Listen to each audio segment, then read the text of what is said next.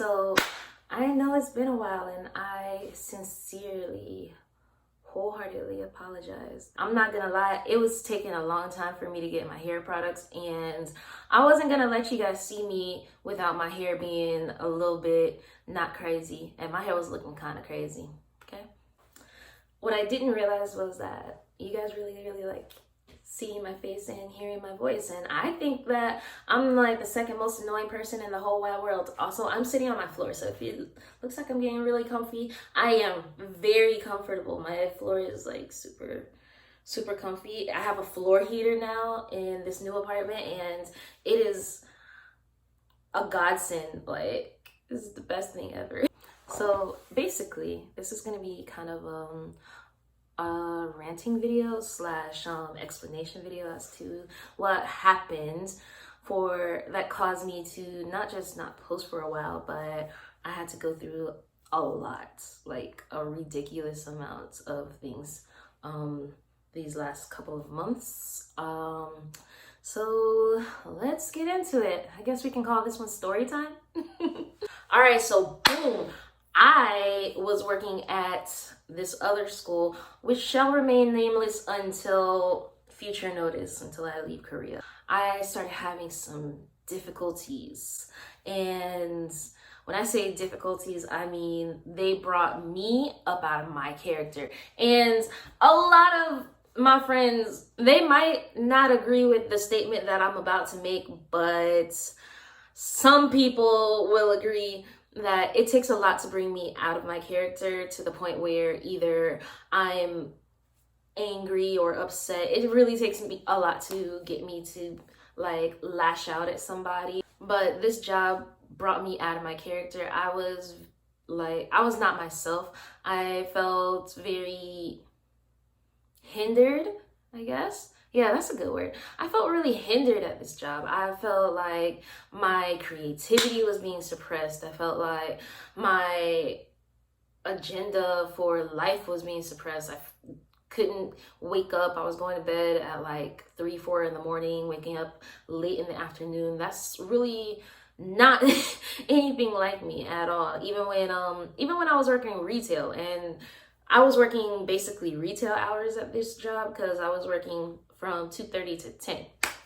It got to a point where I was getting a little bit like depressed, I guess. And I was really anxious at this job because, like I said, I was having issues. So the first issue was with my faculty manager. I came into a classroom and there was a beautifully drawn gauntlet, Thanos's gauntlet, snapping on my board, and I was so elated. It was like the most beautiful thing I've seen done, and it was so impressive because I don't know if you guys have ever drawn with the medium of dry erase markers on a dry erase board, but it is almost impossible to get a very detailed piece of work out of those markers. So I was planning on keeping that gauntlet up for the extension of the time that I was there. My plans got ruined, and I wasn't hurt because it wasn't mine, but I was kind of like taken aback, like, dang, somebody really came and like erased it. And that week we had a lesson about street art. So I'm like, yes, oh my God, art is my thing. I love art. So I started drawing on my board, and I drew Spider-Man, Iron Man, and Deadpool on the board, right? And it was great. The kids loved it. I loved it. And I was connecting with them because like they were like, oh, teacher, you drew this? Oh my gosh, so cool. And they were adorable. They loved it. And then I loved it for them because like I really believe that if you can connect with your students in any way, shape, form, or fashion, then you should. And after a couple days, like the lesson extended for a week. A couple days go by and I walk in and I just see it erased. And I'm like, why? That's not cool. The person who did it was my faculty manager. And when I approached him about it, I asked him why he did it. Granted, pause.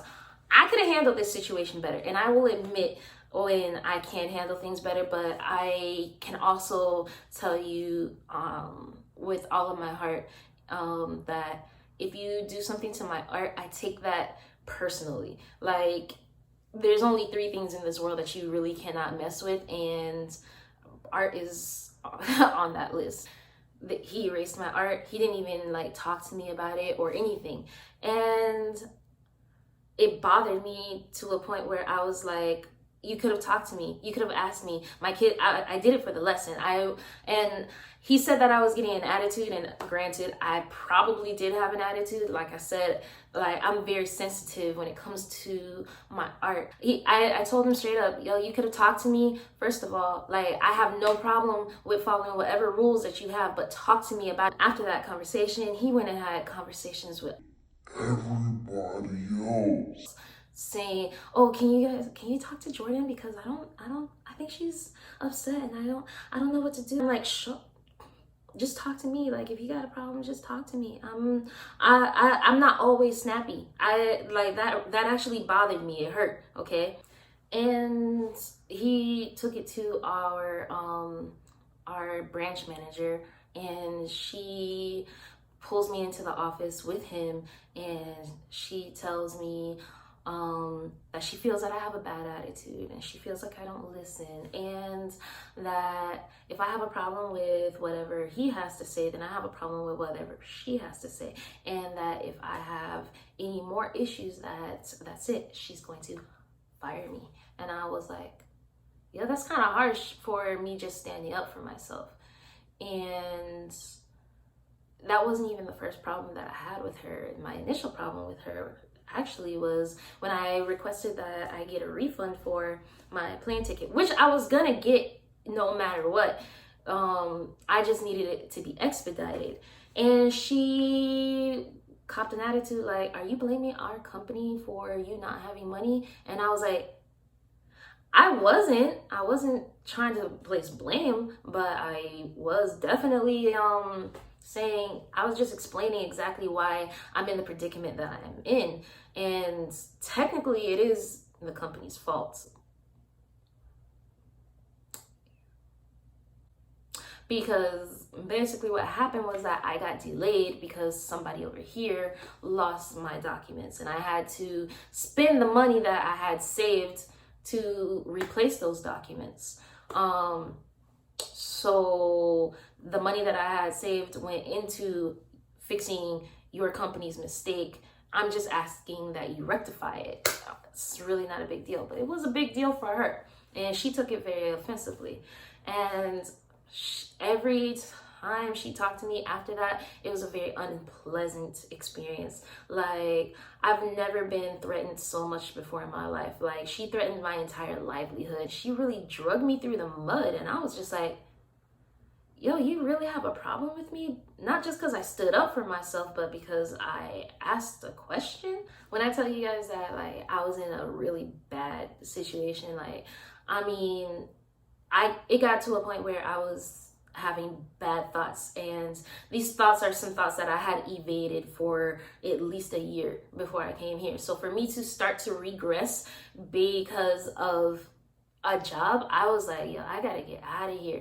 So I started looking for my way out. And oh man, my hair's a little bit uneven. If she had fired me and I couldn't find a job, then like I would have lost my housing. I would have lost any income that I would have had. I would have had to find another job, apply for another visa, and a whole bunch of other things. And that was all the things that were like going through my mind all at once. And I'm like almost panicked. So I was like, all right, before she can get me, before I can get got, basically, I have to get my stuff together. So that's what I started doing. I started getting my stuff together. I looked for jobs everywhere, from Korea to Japan to China, just to make sure that if she were to be as wicked as she was, that I was taken care of, that I wouldn't have to worry about anything. In fact, I was gonna do my best to leave before she had a chance to fire me. But it didn't really work out like that. So like, I'm laughing now because like, I've literally come from a dark place. Like, I really thought that I was gonna be homeless and unemployed in Korea, and that would have sucked. She didn't even talk to me about it, actually. She told our faculty manager to come and tell me that that they decided that I was not a good fit for the school, and that they decided that I should try to switch to another branch. He said that either I can terminate my contract or I can switch to another branch, and I was like, I'll go to another branch. I was so relieved. I was like, oh man, I'm out of here. I don't have to see this woman ever again if I don't ever want to. She didn't speak to me ever again, okay, until the day that my very last day, and she said, I wish you so much luck on your new adventure. And I was like, thanks, bitch. I'm trying not to cuss, but this yeah, this is it's probably not gonna happen. I'll try my best not to cuss in the next video. Maybe. They weren't gonna just let me go and not put me through hell first. They definitely put me through hell. I had to train for a week while going to work. So remember how I told you that I usually don't go to bed until 3 o'clock in the morning? I had to be at training at 9 o'clock in the morning.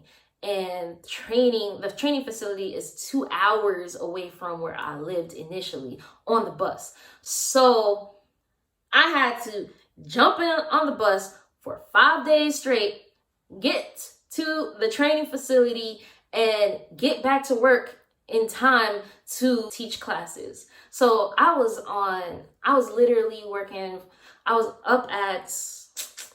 had to leave my house by 7. So I was up at 5:30 in the morning, and then I was at work until 10 o'clock in the evening. So I was dying. I hadn't done that since college. I was so tired. I'm like, oh my God, I'm not gonna make it. I jumped right into teaching. I had to catch on to a brand new schedule with smaller children, and smaller children have so much more energy. I got into the swing of things, and things are so much better. And I'm in such a better place. Work-wise, mentally, emotionally, spiritually, I'm in such a better place. And like, I don't think I would have made it if I didn't have the support of my friends, of course, of my family. I had to get myself back to Jourdan. Everything's gonna be all right. Like, you made it out of this place. God has worked it out for you. You have worked it out for yourself. Like, just keep working. Just keep pushing. Keep doing what you're doing. Make sure that you're focused on the important things and don't put all of your energy into what could happen. Just focus on what is happening. So now that I'm back on track, I can focus on my goals. I can focus on giving you guys more content, and I apologize. I appreciate your patience with me if you are still watching or if you've been waiting for these videos. And I promise I will have more content for you in the upcoming months. If you guys have any questions for me, like if you have any requests for a video, then leave them in the comments section. I don't mind answering any of your questions, and I don't mind making videos to explain any of the processes that I've gone through, including but not limited to getting a visa for working here. All right, y'all. Thank you. Thank you for watching.